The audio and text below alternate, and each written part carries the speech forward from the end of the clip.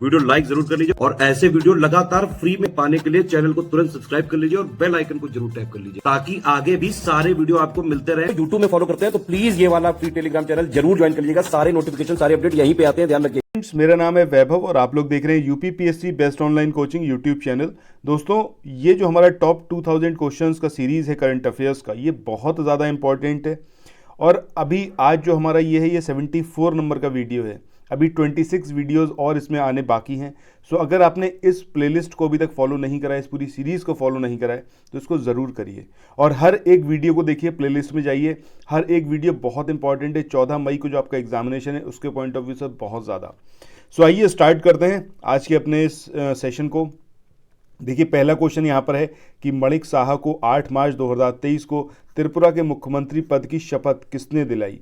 Who administered the oath of office to Manik Saha as the chief minister of Tripura on 8 March 2023? अब ये द्रौपदी मुर्मू हैं, सत्यदेव नारायण आर्य हैं, लालजी टंडन हैं या फिर रेणु देवी हैं? तो सही आंसर क्या आएगा आपका? ऑप्शन बी, यानी कि सत्यदेव नारायण आर्य। इसके बाद आगे चलते हैं नेक्स्ट क्वेश्चन पे। इस क्वेश्चन में आपसे पूछा गया है कि हाल ही में किस राज्य के लेखक विनोद कुमार शुक्ला इन्होंने 2023 PEN Nabokov life time achievement award जीता है? दैट मीन्स कि which states writer Vinod Kumar Shukla has recently won the 2023 PEN Nabokov life time achievement award. अब ये सिक्किम के हैं, हिमाचल के हैं, छत्तीसगढ़ के हैं या फिर ये उत्तराखंड के हैं? तो सही आंसर यहाँ पर क्या होगा आपका? ऑप्शन सी, यानी कि छत्तीसगढ़ के ये रहने वाले हैं, वहाँ के लेखक हैं। इसके बाद अगले क्वेश्चन की बात करें। यहाँ पर आपसे पूछा गया है उत्तर प्रदेश सरकार ने 14 अक्टूबर 2022 से प्रभावी इलेक्ट्रिक वाहनों की खरीद पर कितने साल के लिए रोड टैक्स और पंजीकरण शुल्क में छूट देने का फैसला किया है? तो सही आंसर क्या होगा आपका? ऑप्शन ए, यानी कि 3 साल। इसके बाद नेक्स्ट क्वेश्चन की बात करते हैं। यहाँ पर पूछा गया है कि हाल ही में मध्य प्रदेश सरकार ने लाडली बहना योजना शुरू किया है। इसके तहत महिलाओं को कितने रुपए प्रति माह प्रदान किया जाएगा? अब ये 500 रुपये है, 1500 है, 1000 या फिर 2000? तो सही आंसर ऑप्शन सी, यानी कि 1000 रुपये यहाँ पर महिलाओं को दिए जाएंगे।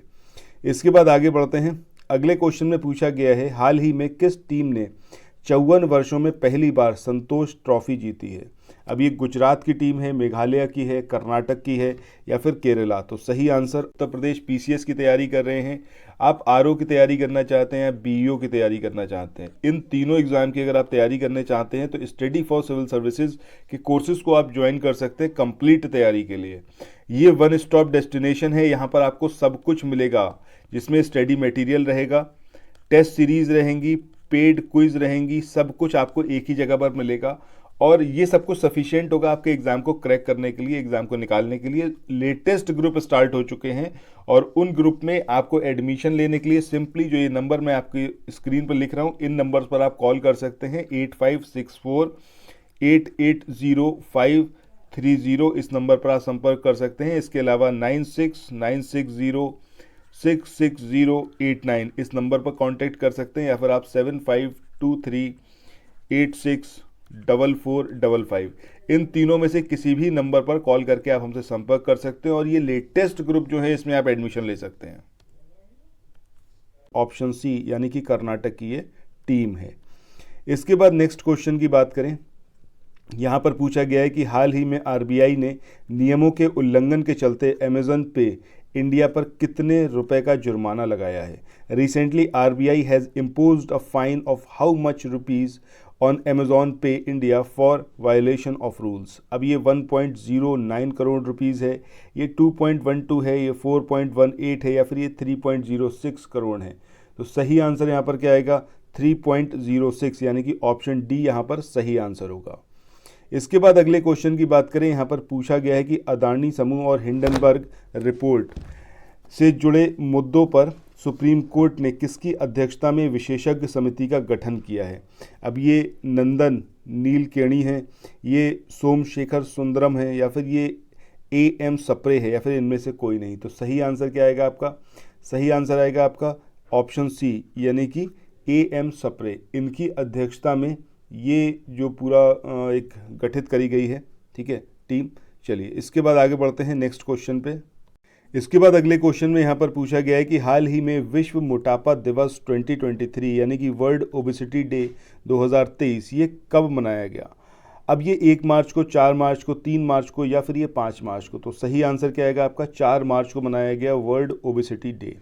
चलिए आगे बढ़ते हैं। अगले क्वेश्चन में यहाँ पर आपसे पूछा गया है कि हाल ही में हेकानी जखालू किस राज्य की विधानसभा के लिए चुनी जाने वाली पहली महिला विधायक बनी है। अब ये नागालैंड है, तमिलनाडु है, उड़ीसा या फिर केरल। तो सही आंसर क्या आएगा आपका, ऑप्शन ए यानी कि नागालैंड। इसके बाद आगे बढ़ें।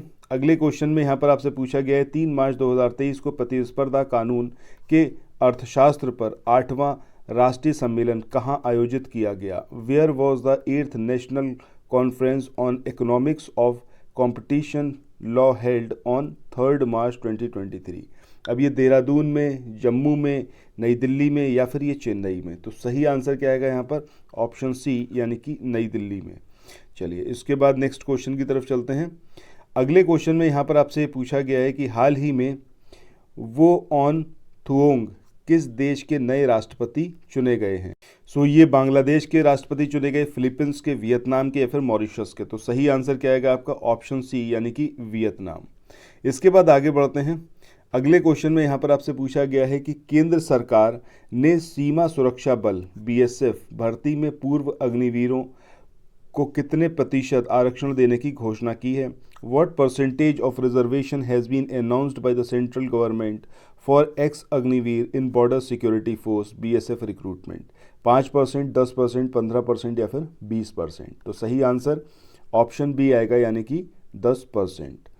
इसके बाद अगले क्वेश्चन की बात करें। यहाँ पर आपसे पूछा गया है 19वीं बिम्स्टेक मंत्री स्तरीय बैठक की मेजबानी किस देश ने की। अब ये थाईलैंड ने, भारत ने, चीन ने या फिर ब्राज़ील ने। तो सही आंसर यहाँ पर क्या आएगा आपका, ऑप्शन ए यानी कि थाईलैंड ने 19वीं बिम्स्टेक मंत्री स्तरीय बैठक की मेजबानी की थी। इसके बाद नेक्स्ट क्वेश्चन की बात करें। यहाँ पर पूछा गया है मार्च 2023 को भारतीय नौसेना का मुख्य परिचालन स्तर का जो युद्ध अभ्यास रहा, जिसको ट्रॉपेक्स 2023 कहा गया, तो इसका आयोजन कहाँ पर किया गया।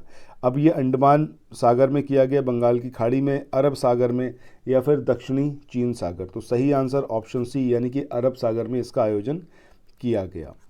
इसके बाद अगले क्वेश्चन की बात करें। इस क्वेश्चन में आपसे यहाँ पर पूछा गया है कि बांग्लादेश की प्रधानमंत्री शेख हसीना ने ढाका में फिल्म उद्योग और टेलीविज़न में उत्कृष्ट योगदान के लिए किसे राष्ट्रीय फिल्म पुरस्कार 2021 के लाइफ टाइम अचीवमेंट पुरस्कार से सम्मानित किया है। अब ये डॉली जौहर हैं, इलियास कंचन हैं, उपरोक्त दोनों या फिर ये हैं आपका तसनोवा तमन्ना।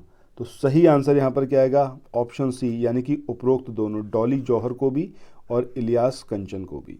चलिए आगे बढ़ते हैं।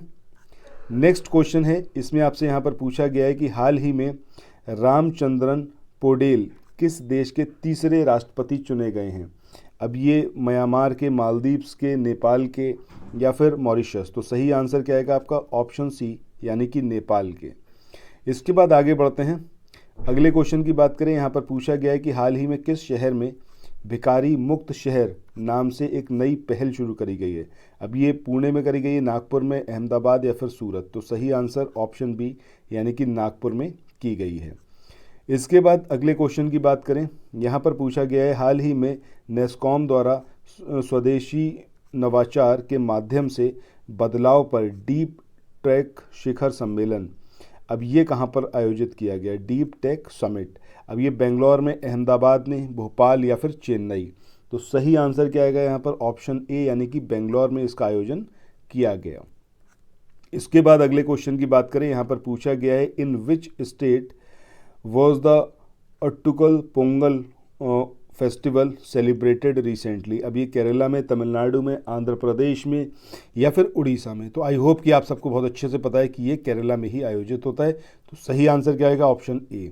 इसके बाद आज के इस सेशन का आखिरी क्वेश्चन कि हाल ही में किस देश ने international big cat alliance IBCA launch करने की घोषणा की। Which country has recently announce the launch of international big cat alliance IBCA।